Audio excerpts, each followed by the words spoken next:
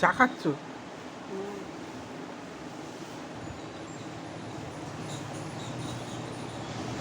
চা খাচ্ছি।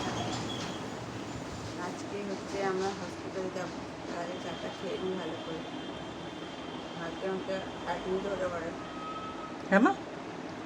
কেন জানি না, বিকজ কালকে আমাদের ডেলিভারির ডেট দিয়েছে, আজকে সেটাপে ডেকেছে, মেবি আজকে ভর্তি নিয়ে নেবে, তাও সব করে যেতে হবে।